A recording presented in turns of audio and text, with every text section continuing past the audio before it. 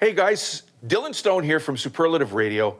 Back in October, we went to St. Andrews, New Brunswick, and we had a truly enjoyable experience shooting this documentary that you're about to see. Everyone was so accommodating and so kind, it made doing this even more fun than it already was.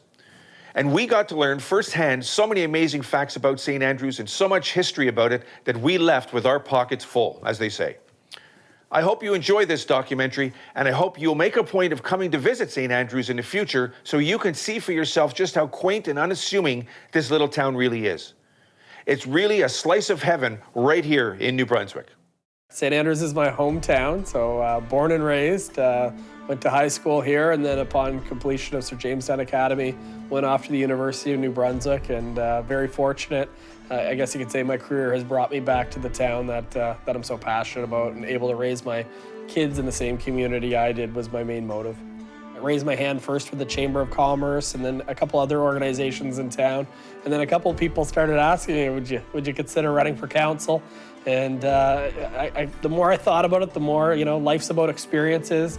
It's about developing yourself. There's some great opportunity, but more importantly, it's an important role in helping move this community forward. So I welcome the challenge. When I travel, the first thing I'll do is I'll go into TripAdvisor and I'll look at things to do in a community. And you've got these large cities, and they do have things to do, but then you've got this little town like St. Andrews, 1,800 people, and you look at things to do, and it stacks up with any major area that you can look at. We've got, obviously, Kingsbrae Garden. We have a world-class aquarium with the Fundy Discovery Aquarium, a neat attraction, Minister's Island, where you drive across the ocean floor to go back in time. We've had tall ships over the years that have come through St. Andrews, but the one that recently came through was the Neo Santa Maria, which was a replica, exact replica of the ship that Christopher Columbus sailed to America when they first arrived. So it was here at town at the wharf. It brought thousands of visitors. It was a little bit the shoulder season, so late September, but thousands of people paid to go on the boat, and even more came just down to see it. It was a busy town. There wasn't a hotel or an Airbnb within 25 to 30 minutes that wasn't booked solid. So I think there's a lot of potential there to bring that particular market and utilize that wharf even better, which is, again, another major tourist attraction that we have. And then you've got whale watching, deep sea fishing, kayaking, great restaurants, great shops, a championship golf course, a historic hotel. To think it's in this little tiny area, all this to do, it really is special, and word is starting to get out there. We are seeing increases in tourism, but in the same sense, we're not at a place like where there's so many tourists that it feels commercialized, or that you can't walk down the street because it's too busy. You really can literally go around a corner, be on a beach, and have it all to yourself still. Our premiers of Canada all came here last year. They came here because it was multiple venues that were working together, encouraging them to come, and that's what attracted them, whether it be Kingsbrae Garden, the Algonquin. All of us were involved with the original pitch to get them to come. As far as St. Andrews directly, how do we get more tourists to come?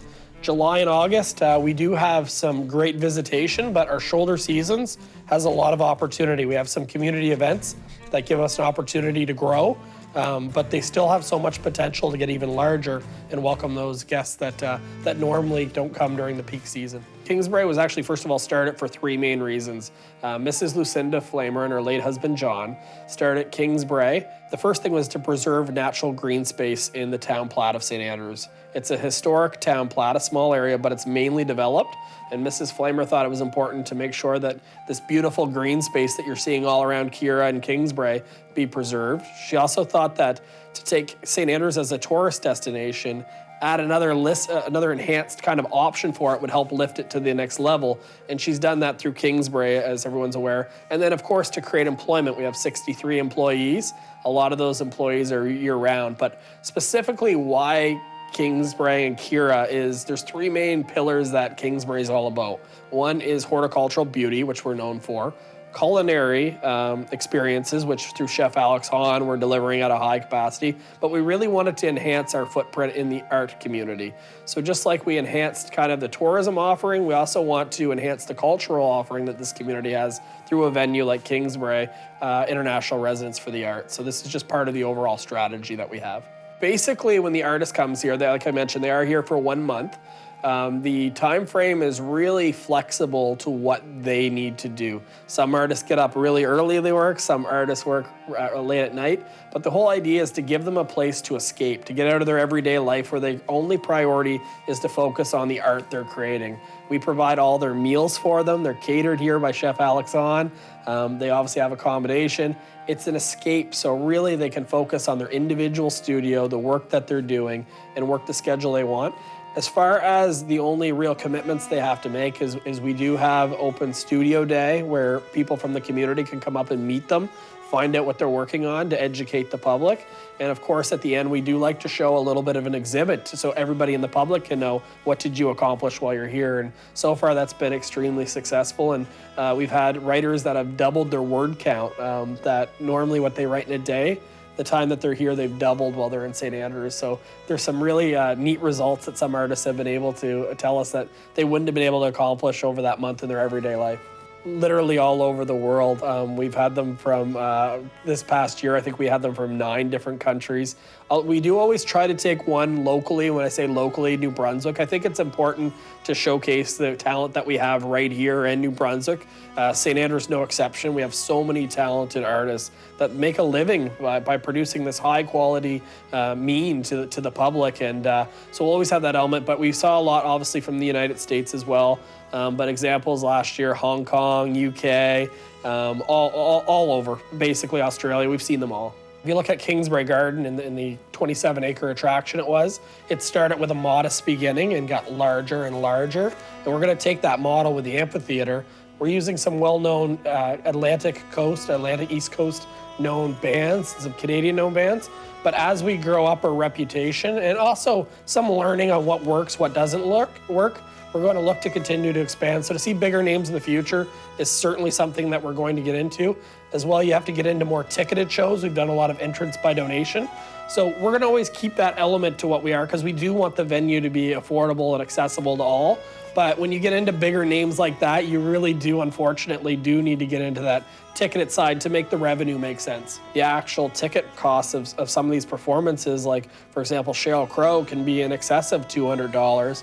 To be completely honest with you, that's not the model that we're looking to establish. We're looking to be a little bit different, to be an affordable venue, but in the same sense, attract that world-class talent that we're all looking for.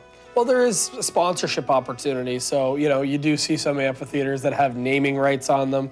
At Kira, we also have artist studios, you can get into naming rights. And then you've got actual performance sponsorships. So not to say that we don't have sponsors that we aren't grateful for, but we really haven't developed that particular angle, which could help offset some of the key costs in bringing larger names. I can say one thing that I will deliver on is that July 1st will be bigger than even last year. Jimmy Rankin put on a fantastic show. We were at capacity if you look at how many people were here, but we're gonna deliver that quality and if not greater again next year, because that's a must-do for New Brunswick, is to come to St. Andrews for Canada Day. So you can expect that big performance there. And then as far as our actual artist in residence program, we're going to have 18 residents for 1 month period that comes from all over the world. So they'll be taking their art forms, coming to Kingsbrae and practicing art in St. Andrews, spending 25% of their time in the community, telling their story, but also learning about St. Andrews to take it back through their art. So there's lots of big things specifically for Kira coming next year that we're really excited about. Mrs. Flamer is very connected to the armed forces. First of all, her husband, her late husband, John, actually served in World War II. He's of Dutch descent, and I've heard some stories about him in action from Trapper, Mr. Kane, who is very well known and respected in this area with veterans. To be honest, he was a war hero, and it's good to see that they're using that as a way to give back. We've always, Kingsbrae, if you come to visit the garden, in your family of someone who serves our country or has served our country, you have free admission. Doesn't matter. That's what we do. Our staff on Fridays wear red. It's just always been part of our DNA of giving back. So July 1st, traditionally, Kingsbrae actually had a memorial over at Kingsbrae Garden, and it was to remember those that have fallen in Afghanistan. So with the construction of the amphitheater, we really thought that it was a way to get more exposure for all that our troops have done and continue to do for our country. And what better way to pay tribute than on Canada Day?